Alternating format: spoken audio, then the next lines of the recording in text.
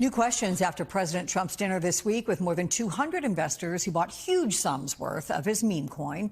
The average participant spent $1.8 million. Trump spoke briefly, but some attendees left disappointed, saying he didn't meet with people or take pictures as had been promised. Protesters gathered before the event, and Senator Chris Murphy slammed the dinner in a press conference while the White House defended it. This is the most corrupt White House in the history of the country.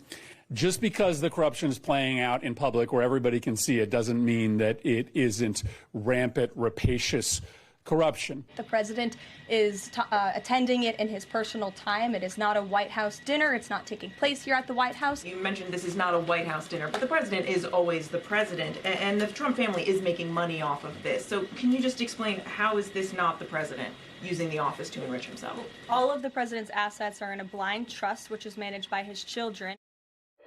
Well, joining me now, former Republican Congressman Denver Riggleman. He is also a former Air Force officer and contractor with the National Security Agency and a good friend to us. Good to see you. So this guest list for the dinner, it was shrouded in secrecy. The list of top attendees, it was account usernames, not actual names. We do know the top investor identified himself as Chinese-born Justin Sun, who was sued by the U.S. Securities and Exchange Commission. That happened in 2023, alleging fraud. That case is still pending. So on top of ethical concerns of Trump enriching himself, are there legit security concerns, too? Well, of course there is. I mean, people were wearing masks going into the meeting, Alex.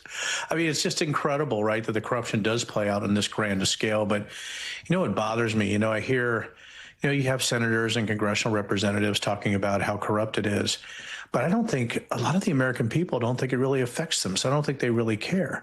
And while we're appalled at what's happening, it's incredible, because I know a little bit about crypto. As you know, Alex, I sit on the Financial Services Committee. I've done a lot of follow the money and financial crimes investigations in my former company.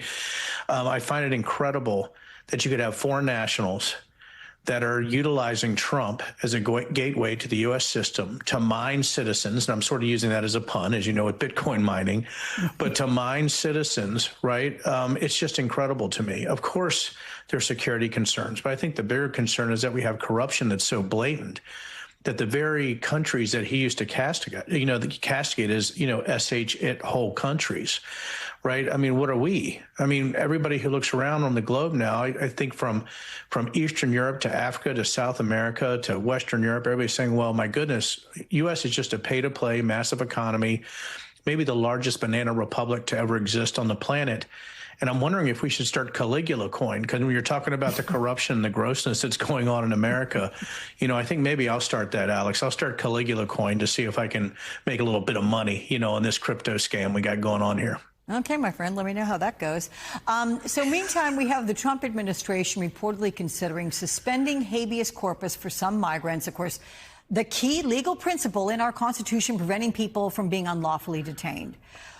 Homeland Security Secretary Kristi Noem was asked to define habeas corpus in a Senate hearing, and listen to her answer. Secretary Noem, what is habeas corpus?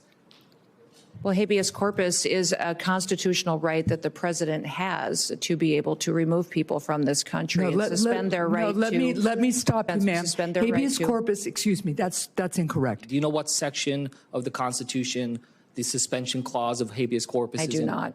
No. Do you know which article it is in? No, I do not, sir. Okay, well, it is in Article 1. Okay. What is your reaction to the Secretary of Homeland Security not knowing the meaning of habeas corpus, seemingly answering to curry favor with one person, Donald Trump? I mean, do you expect the administration will try to suspend habeas corpus? And just give me your reaction to Kristi Noem there.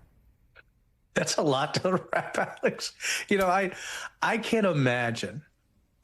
You're the head of DHS. You don't know what habeas corpus means. Like, you have no idea. You made it up on the spot that somehow there's some constitutional clause where the president can remove people, can detain people. It's so insane even to make, if you're going to make something up, even make up something that's a little plausible, not something that seems to come out of a Looney Tunes book.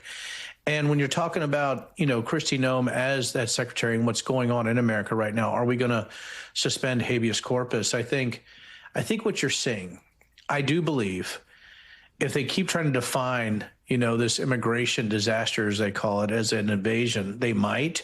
But, my biggest worry is the Insurrection Act. My biggest worry is that people are going to get so fed up there is going to be violence, or there's just even going to be peaceful protests, and there's going to be an overreaction with the Insurrection Act. I think that's first. I think, the suspension of habeas corpus would ever happen. I think maybe it's a 20% chance, but I think the Insurrection Act is probably much more of a probability, which then could lead to something much worse down the line. Oof. Okay, that's frightening to contemplate. Let me ask about the U.S. formally accepting the 747 jet gifted to Trump by Qatar. But this one requires extensive retrofitting if you're going to use it as Air Force One. And the New York Times reports it could cost $1 billion or more and take at least 2 years. Senator Tammy Duckworth said she worries there will be pressure to cut corners to get that plane ready sooner, which then could compromise national security. Does that worry you, Denver? Well, yeah. But you know what I think is going to happen, Alex? I don't think it'll ever get in. I don't think it'll ever be used as Air Force One. I think eventually it'll just be used as Trump's private jet when he leaves office. I think they're going to keep having more and more delays. Is he going to pay for the gas? No, of course not. I think, that's the thing. He might have to pay for the gas when he gets out. But again, with Secret Service, how are they going to fund it afterwards? So if he has his own jet after he gets out, and these are just some questions, Alex, I'm just asking questions, right? If they have Secret Service on that jet after he leaves the presidency, who's paying for the gas? Probably the U.S. taxpayer.